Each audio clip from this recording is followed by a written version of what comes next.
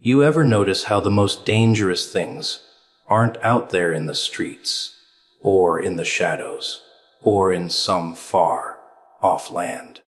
No, no, no, they're closer. Much closer. Sometimes they're right under your nose, sitting quietly where you sleep, where you eat, where you breathe. Everyone keeps looking outside for the threat, for the thief, for the monster, but the real poison. It's already in your room, hidden in plain sight, dressed up as comfort, disguised as something harmless. That little thing you've been ignoring, that object, that memory, that habit, that secret. Oh, it's not just sitting there. It's watching you, feeding on you, laughing every time you pretend it doesn't matter. And you keep telling yourself, it's nothing, it's small, it can wait. But small things grow teeth. Small things rot foundations. Small things choke you while you sleep. The truth is, you know exactly what it is. You've always known, but you've been too afraid to touch it, too attached to let it go. And that's why it owns you. The funny thing about danger is, it's never where you expect it to be. People always think it's outside. The chaos in the streets, the noise in the city, the shadows in the dark corners. That's what they fear. But the real danger, the one that eats at you slowly, the one that strangles you without lifting a finger, is the one you've been living with, breathing with, sleeping next to. It's not the stranger at your door, it's the silence in your room. That little presence you've gotten used to, that object you keep telling yourself is harmless, that thought that lingers in the back of your head like a whisper you pretend not to hear. That's the real killer, because the things closest to you are the ones you stop questioning. You let them sit, you let them stay, because you convince yourself they belong. But what if the very thing you've made a home for is the reason you can't breathe freely anymore? You see, danger doesn't always kick the door down. Sometimes it sneaks in with a smile, wearing the mask of comfort, of routine, of normal. And the longer you let it stay, the stronger it grows. You've normalized it. You've made peace with it. You've even told yourself it's nothing. But deep inside, you know it's not nothing. You know it's sharp. You know it's heavy. You know it's poison disguised as perfume. The problem isn't that it's there. The problem is you've accepted it. You've given it permission to exist right under your nose, and now it owns you every day you walk past it. Every night you lay your head down with it near, you grow weaker. Not because it's powerful, but because you've allowed yourself to believe it's harmless. You've surrendered without even realizing it. That's the trick of the closest danger. It doesn't need to chase you. It just waits for you to keep ignoring it. And you do. Because it's easier to ignore than to confront. It's easier to close your eyes than to tear it out. But here's the thing, what you refuse to face grows teeth in the dark. And when it finally bites, it's too late to scream. Think about it. How many lives have been destroyed, not by the storms outside, but by the secrets inside? Not by the enemies out there, but by the habits, the addictions, the attachments hiding in plain sight. Everyone fears the big things: war, betrayal, loss. but it's always the small, hidden thing that does the most damage. A knife you never sharpened, but kept under your pillow. A memory you swore you forgot, but never buried. A bottle, a pill, a letter, a photograph. Objects that look so still, so innocent, until you realize they're chains around your throat. Chains you keep tightening by refusing to cut them off. The real danger closest to you is not just the thing itself. It's your silence about it. It's the way you look away when it calls you. It's the excuses you whisper to yourself when you know it's time to remove it. That silence is the soil where it grows. And every day you keep quiet, it spreads deeper roots in your room, in your life, in your soul. And by the time you finally notice how strong it's become, it's already wrapped around your neck. That's how it wins. Not by being stronger than you, but by being closer than you're willing to admit. So here you are, living side by side with the very thing designed to destroy you, treating it like a guest instead of an enemy. And the truth, it laughs at you every night, every morning, because it doesn't need to fight. It just needs you to keep ignoring it. That's the danger of the closest threat. It's not the loudest. It's not the biggest. It's the one you choose to pretend isn't there. What you tolerate doesn't stay still. It grows claws. You tell yourself, it's nothing, I can handle it. It's small. It won't hurt me. But the truth is, the things you allow to linger begin to weave themselves into your skin. They become habits, addictions, patterns you can't shake off. And the worst part, you don't even notice it happening. You think you're in control because you can still laugh, still work, still smile, but inside you're chained. That little poison you've excused again and again. That object you haven't thrown away. That voice you keep letting whisper in your ear. It's not just sitting quietly. It's feeding on you. Because tolerance is permission.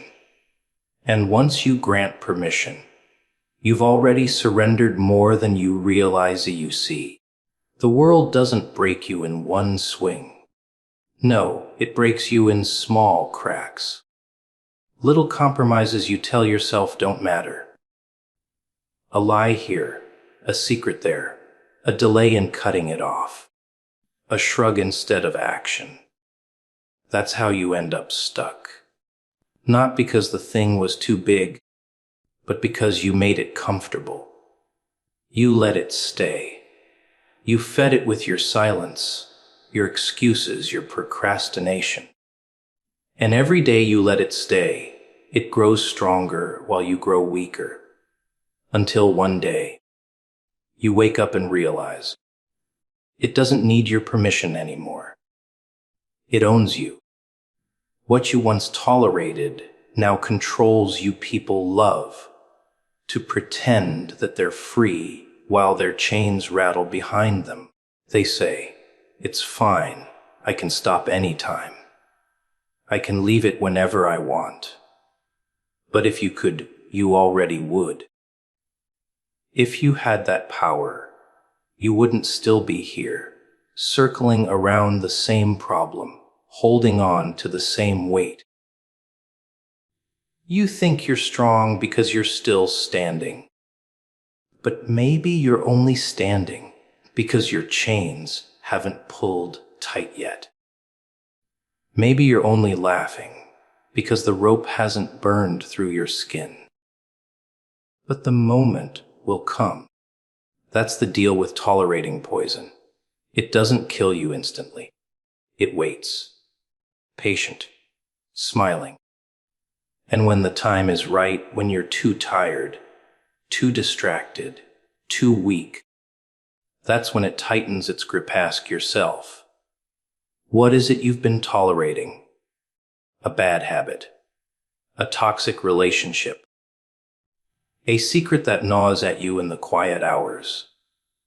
Maybe it's not a person or a thing. Maybe it's a version of yourself you refuse to bury.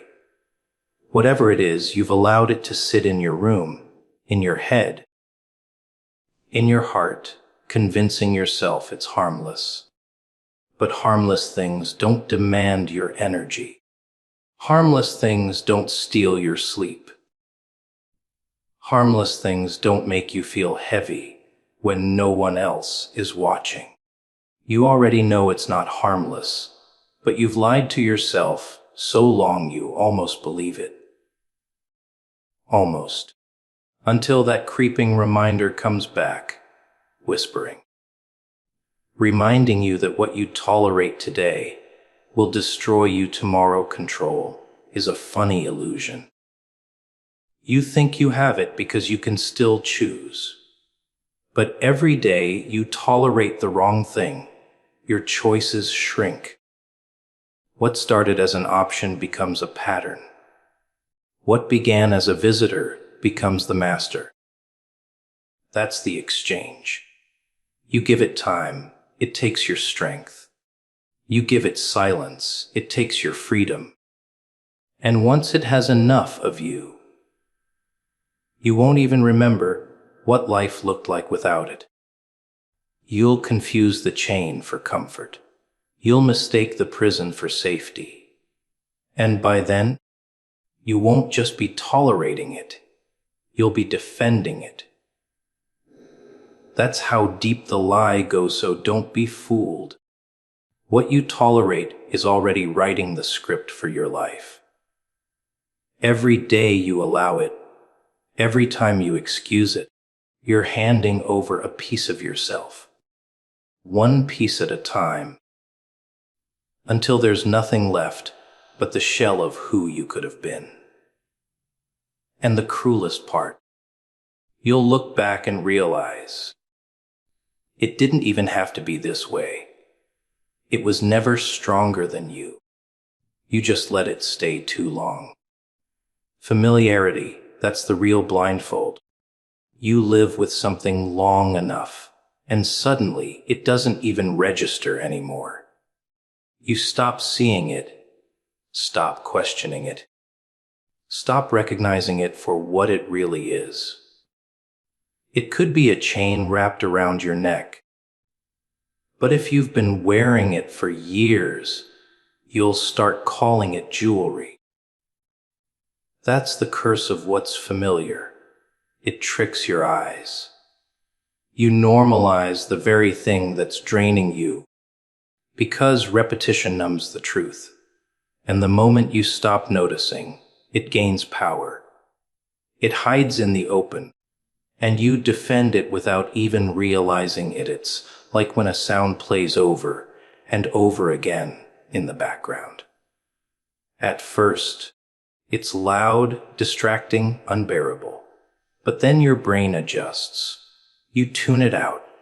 You live with it. And eventually, you don't even hear it anymore.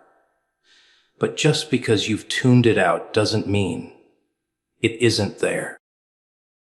It's still shaping your environment, still setting the rhythm of your life, still pulling strings in ways you don't even notice. That's what happens with hidden threats, habits, addictions, toxic people, destructive thoughts. They linger so long in your life that you stop seeing them as problems. They become part of the furniture in your room, the wallpaper on your walls. Ordinary, comfortable, safe. Until one day you wake up and realize the thing you've been calling normal has been quietly choking you. You tell yourself, it's always been this way, so maybe it's supposed to be. That's how familiarity deceives you. It doesn't argue. It doesn't scream. It just sits there, waiting for you to get used to its weight. And you do. Because it's easier to accept a chain than to break it. Easier to convince yourself the prison is home than to fight your way out. Familiarity is a cage you build for yourself. And once you decorate it, once you start calling it comfort, you forget it's even there. You forget you're trapped.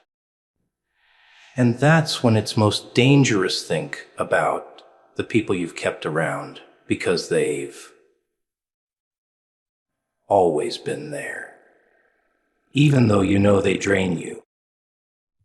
Think about the habits you excuse because they feel natural, even though they're killing you slowly.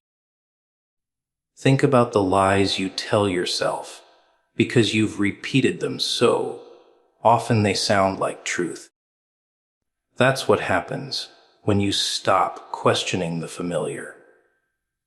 You end up defending the very thing that's destroying you. You protect it, nurture it, guard it, because you've mistaken it for a part of you.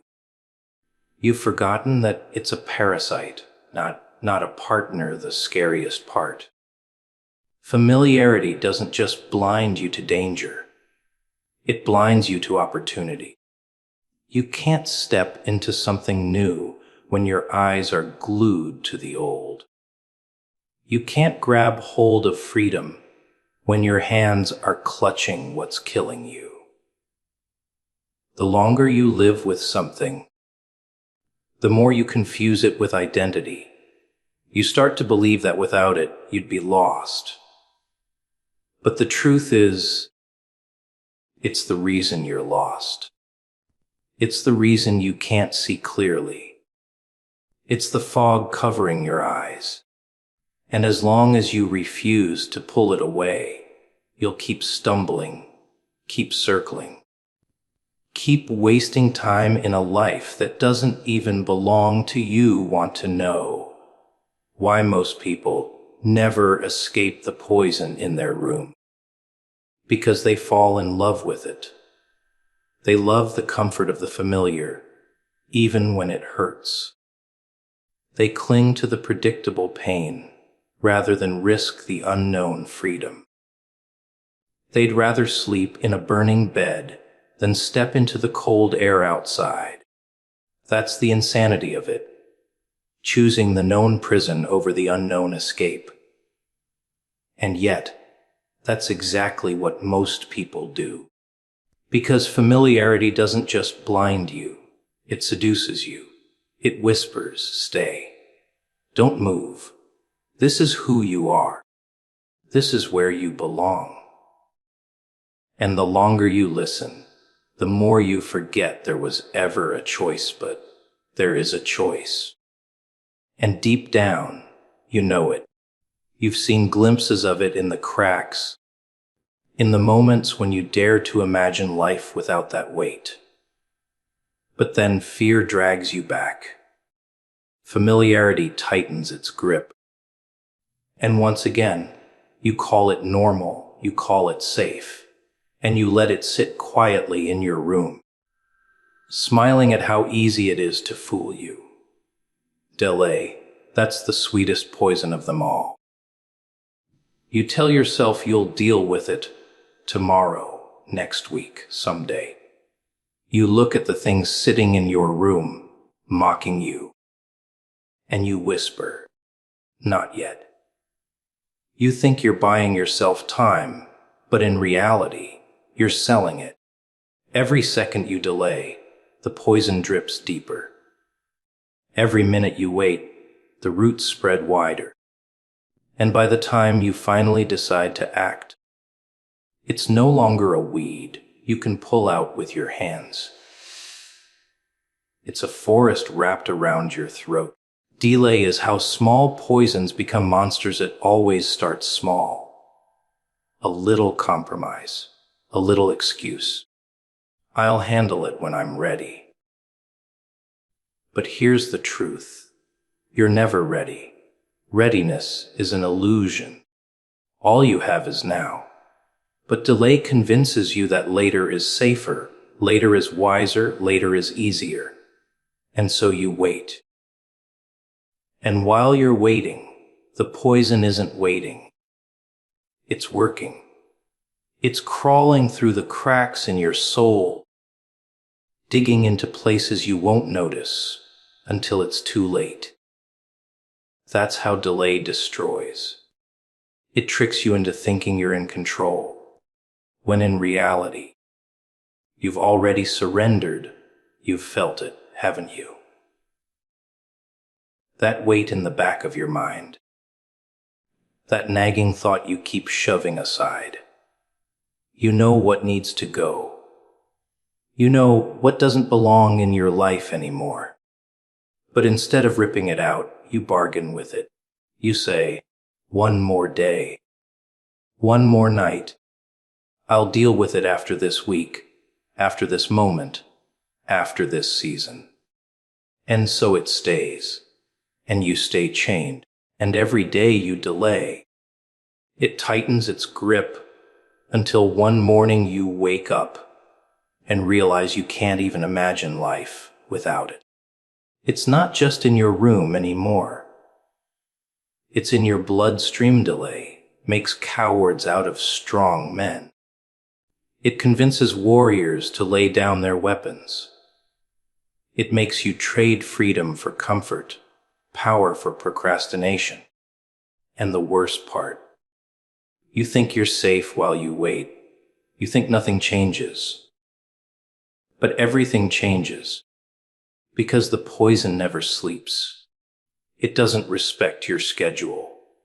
It doesn't pause because you asked it to. No, it grows while you sleep. It feeds while you rest.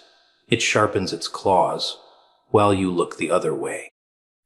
And when you finally try to fight back, you realize you're not fighting the same small enemy anymore. You're fighting the beast you fed with every day of your delay. People like to believe they'll act when it matters. That when the time comes, they'll rise up and do what needs to be done. But delay has a way of softening you, of making you weaker. By the time matters, you're too worn down, too drained, too entangled to even lift a hand. Delay is not neutral. It's corrosive. It doesn't freeze time. It steals it. And you don't notice the theft until years have gone, and all you're left with is regret for the battles you never fought, the chains you never broke, the poison you never removed. Think about it. How many people are walking corpses because they delayed? How many are living with ghosts in their rooms, thinking they'll clean them out someday? Someday, until someday never comes. That's the tragedy of delay. It convinces you there's more time, while secretly draining the little time you actually have. And when you finally look up, the years are gone. The opportunities vanished, and the poison. It's not just in your room anymore. It's sitting on your chest, laughing in your face, and deep down, you know this. Every time you delay, you feel that sting of guilt.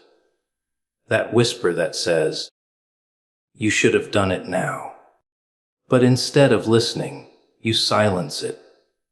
You numb it. You tell yourself you'll act tomorrow. But tomorrow is the biggest lie you've ever believed. Tomorrow doesn't exist. There's only now. And the longer you delay, the more you guarantee that later will never come. Letting go hurts, doesn't it? That's why you keep holding on. You clutch the thing in your room like it's part of your soul, even though deep down you know it's rotting you from the inside out. The funny part is, you're terrified of the pain of removing it, but not the pain of keeping it. You've learned to live with the knife in your chest because you've convinced yourself ripping it out will kill you. But here's the trick. It's not the removal that destroys you. It's the staying. You think you're saving yourself by avoiding the cut, but every day you let it sit there. It bleeds you dry, drip by drip, until you're just a hollow version of who you could have been. You see, pain has two sides. The pain of holding on and the pain of letting go. And the one you've chosen, it's the longer, crueler one. You already feel it when you wake up, when you try to sleep, when you're alone with your thoughts. That heaviness, that restlessness, that quiet voice that says, something isn't right. But instead of listening, you smother it.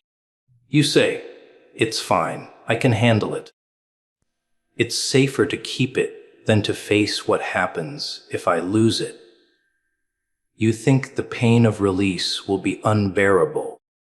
But the truth is, you're already bearing the unbearable. You've just disguised it as normal. What you don't realize is that the moment you cut it off, the pain won't last forever. It'll sting, yes. It'll burn. It'll feel like a piece of you is dying. But that's because it is. The part of you that's been chained. And once that part is gone, once you stop feeding the poison, the bleeding stops. The wound heals. The pain fades. What you thought would destroy you actually frees you. But the longer you avoid it, the deeper the roots go.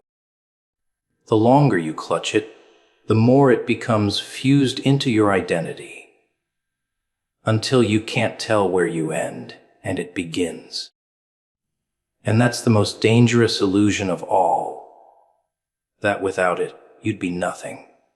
But the truth is, without it, you'd finally be everything. Think about what you've kept out of fear. Maybe it's an object tied to a memory, a face you can't erase, a habit you swear you'll quit tomorrow. You've told yourself you're strong because you endure it.